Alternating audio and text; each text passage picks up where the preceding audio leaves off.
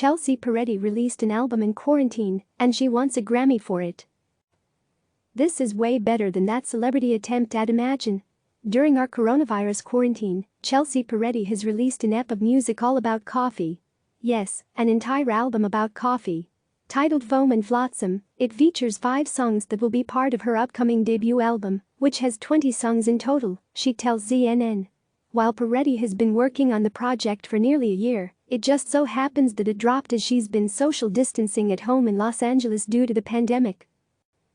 I wish I could say that I threw the album together, but I spent a sizable portion of time on it, Peretti tells CNN. We were just going to throw something together about coffee and put it up and kind of as a joke, like try to submit it for a Grammy, but then we got more and more into this album, and I think we spent nearly a year on it at this point. Oddly, the songs that Peretti released also speak to the time we're in, with subjects like needing a soundproof bathroom and desperately searching for oat milk for her coffee. But she says that's purely coincidence. As soon as this quarantine happened, I'm like, wait a minute, now I have to look at all these songs through this lens of quarantine and being trapped and what still holds up and what feels weird now, she says, adding that the songs are weirdly like this museum of pet peeves, that if you're not being social, that is what people are experiencing because they're trapped in their houses right now and everyone's sharing bathrooms. She continues.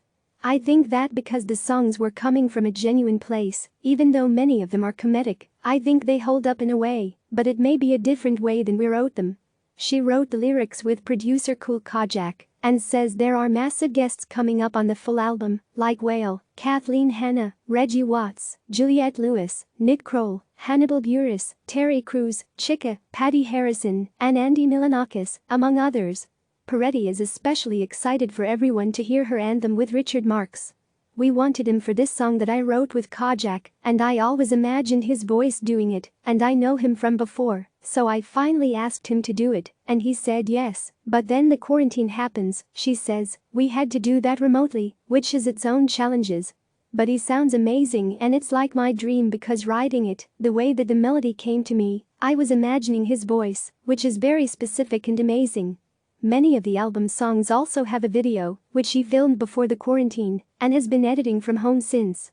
Peretti says her influences for the visuals come from a variety of sources, ranging from the sadness in the Ryan Gosling drama Blue Valentine to the synchronized dance moves of the Backstreet Boys in Justin Timberlake style.